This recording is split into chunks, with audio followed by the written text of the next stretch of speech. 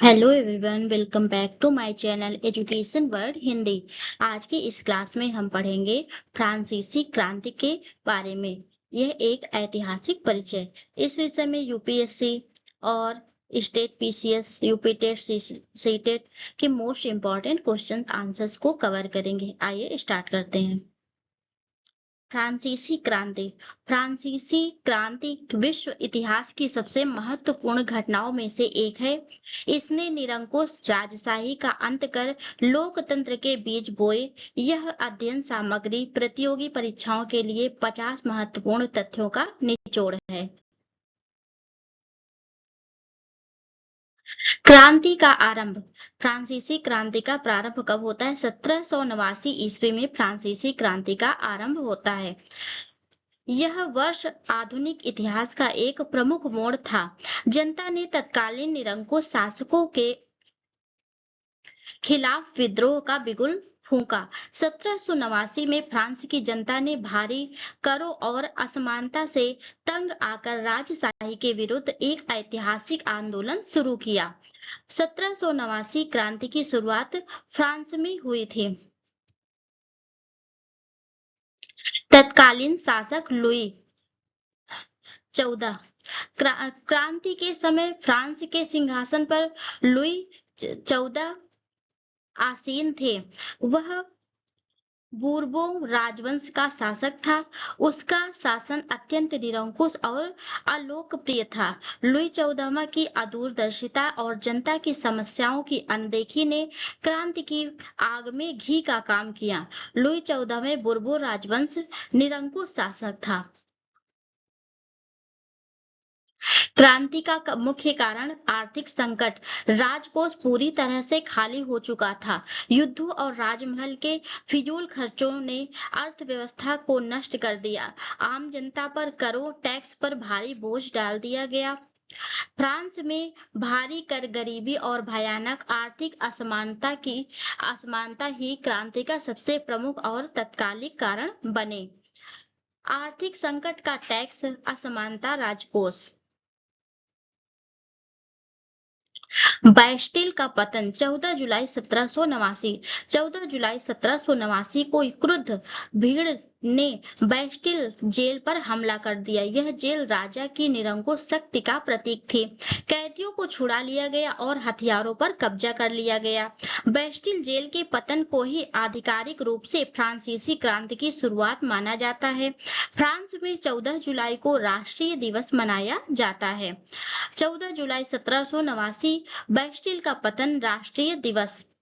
Bastille का पतन कब हुआ? यह तिथि 14 जुलाई 1789 यूपी पीसीएस और एसएससी यूपीटेट के लिए अत्यंत महत्वपूर्ण है। फ्रांसीसी समाज का विभाजन। 18वीं सदी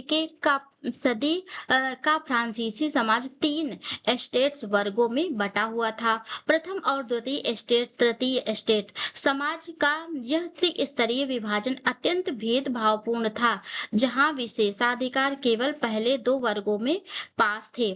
3 एसेट्स सामाजिक विभाजन, विशेषाधिकार। प्रथम एस्टेट, द्वितीय एस्टेट, तृतीय एस्टेट। समाज कितने वर्गों में विभाजित था? यह मूल संरचनात्मक प्रश्न है।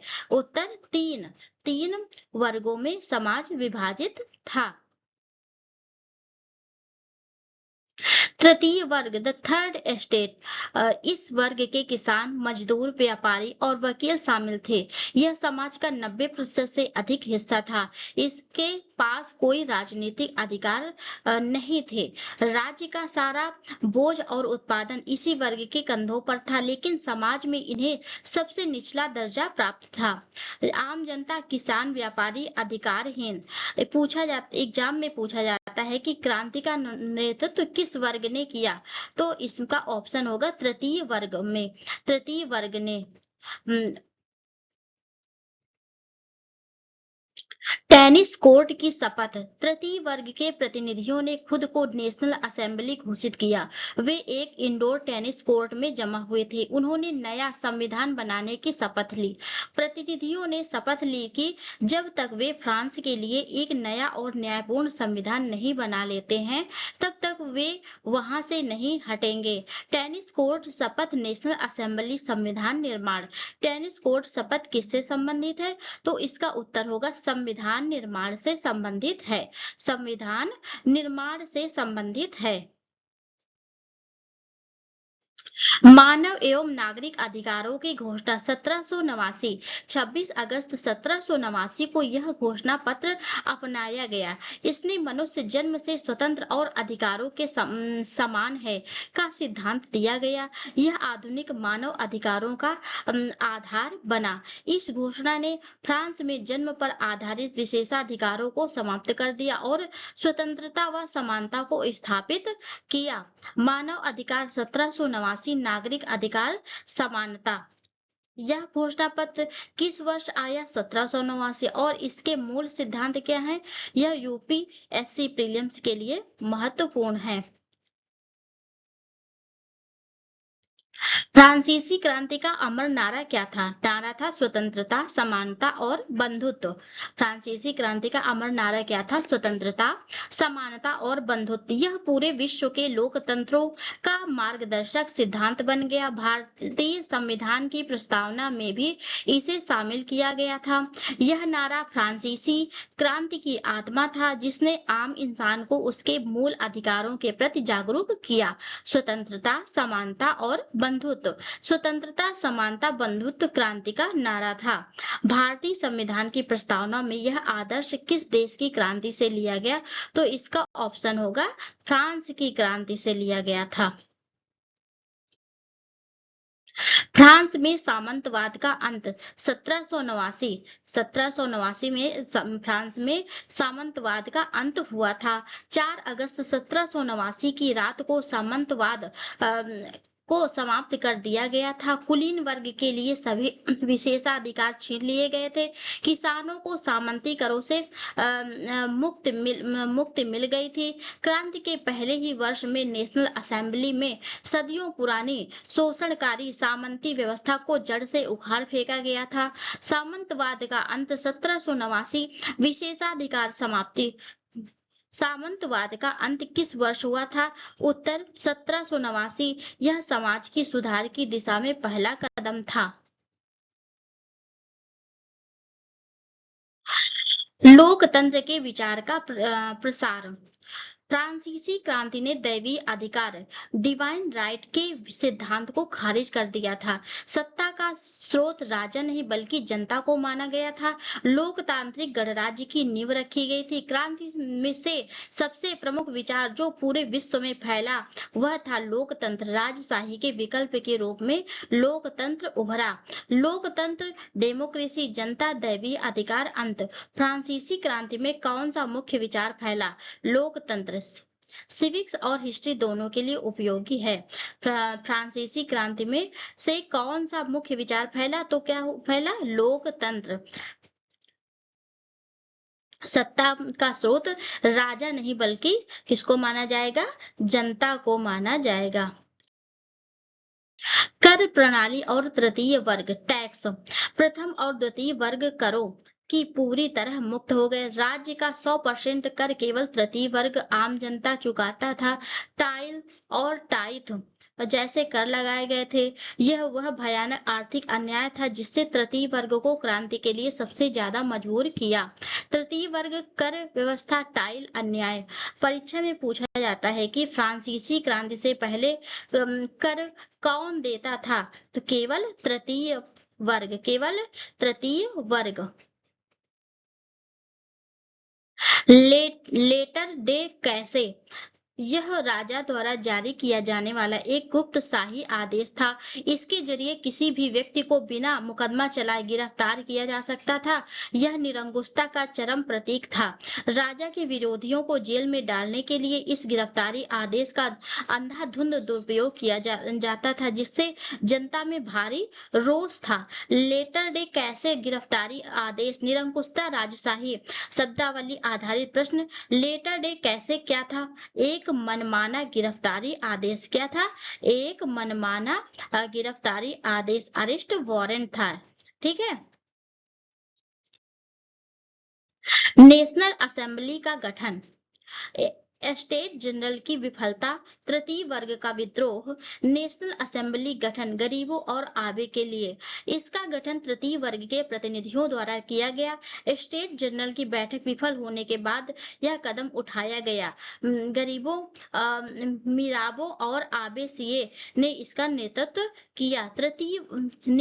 तृतीय वर्ग ने यह घोषणा कर दी कि वे फ्रांस की संपूर्ण जनता के अस्तित्व का प्रतिनिधि हैं, अतः वे ही नेशनल असेंबली हैं। नेशनल असेंबली तृतीय वर्ग, मिराबो आबे सूबे। नेशनल असेंबली का गठन किसने किया? तृतीय वर्ग ने। यह राजनीतिक सत्ता के हस्तांतरण का पहला चरण था। दार्शनिक रूसो और social contract. Jean Jacques Rousseau क्रांति के प्रमुख दार्शनिक थे। उन्होंने 1762 में द सोशल कॉन्ट्रैक्ट पुस्तक लिखी थी। सिद्धांत सरकार और जनता के बीच एक सामाजिक समझौता। रूसो के विचार ने फ्रांसीसी जनता को यह विश्वास दिलाया कि राजा जनता के हितों की रक्षा नहीं करता तो उसे हटाने का अधिकार जनता के पास है। रूसो सोशल कॉन्ट्रैक्ट दार्शनिक थे। सोशल कॉन्ट्रैक्ट पुस्तक किसने लिखी थी? यह प्रश्न एसएससी और पीसीएस में अगणित बार पूछा जाता है, तो उत्तर इसका होगा रूसो। सोशल कॉन्ट्रैक्ट पुस्तक किसने लिखी? तो रूसो ने लिखी थी। मांटेस्क्यू और शक्तियों का पृथक्करण। विधायिका, कार्यपालिका, न्यायपालिका। मांटेस्क्यू यह एक फ्रांसीसी विचारक थे। उनकी प्रसिद्ध पुस्तक द स्पिरिट ऑफ लॉज है। उन्होंने शक्तियों का पृथक्करण का सिद्धांत दिया था। मांटेस्क्यू ने सुझाव दिया कि सत्ता को हाथ से केंद्रित होने के बजाय विधायिका, कार्यपालिका और न्यायपालिका में बांटा जाना चाहिए। मांटेस्क्यू शक्तियों का पृथक्करण द स्पिरिट ऑफ लॉज में दिया गया है। शक्तियों के पृथक्करण का सिद्धांत किसने दिया? तो उत्तर होगा मांटेस्क्यू ने। फ्रांस का प्रथम संविधान 1791। नेशनल असेंबली ने 1791 में फ्रांस का पहला लिखित संविधान पूरा किया। राजा की शक्तियों को सीमित कर दिया गया। संवैधानिक राजतंत्र की स्थापना हुई। 1791 के संविधान के अनुसार बनाने का अधिकार एक निर्वाचित नेशनल असेंबली को सौंप दिया गया था, जिससे राजा की मनमानी पर रोक लग गई थी।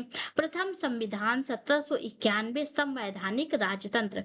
तो एग्जाम अलर्ट क्वेश्चंस क्या होगा इसका? फ्रांस का पहला संविधान कब लागू हुआ? तो उत्तर इसका होगा 1791। यह राजशाही से लोकतंत्र की ओर पहला ठोस कानूनी कदम था।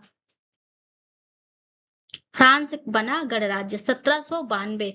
21 सितंबर 1792 को राजशाही को पूरी तरह समाप्त कर दिया गया। फ्रांस को आधिकारिक रूप से गणराज्य घोषित कर दिया गया। अब शासन नेशनल कन्वेंशन के हाथों में आ गई थी। गणराज्य का अर्थ है कि देश का प्रमुख अब वंशानुगत राजा नहीं होगा, बल्कि जनता द्वारा चुना जाएगा। 1792 गणराज्य राजशाही का अंत हुआ था। कालक्रम के प्रश्नों के लिए याद रखें, फ्रांस को गणराज्य कब घोषित किया गया? तो 1792 में। फ्रांस को गणराज्य कब घोषित किया गया था? 1792 में। लुई 14वें को मृत्युदंड 1793 में। राजा लुई 14वें पर देशद्रोह का मुकदमा चलाया गया। 21 जनवरी 1793 को उन्हें सार्वजनिक रूप से फांसी दे दी गई। यह घटना यूरोप के अन्य राजतंत्रों के लिए एक बड़ा झटका था। राजा को मानदंड के लिए मृत्युदंड दिए जाने के साथ ही फ्रांस में सदियों पुरानी बुर्बो राजशाही खूनी अंत हो गया। 1793 में मृत्युदंड हुई लुई लुई 14वें देशद्रोह लुई 14वें को मृत्युदंड कब दिया गया? 1793 में। यह घटना क्रांति के उग्र चरण की शुरुआत मानी जाती है। रानी मैरी एंटोनेट, यह ऑस्ट्रिया की राजकुमारी और लुई 14वें की पत्नी थी।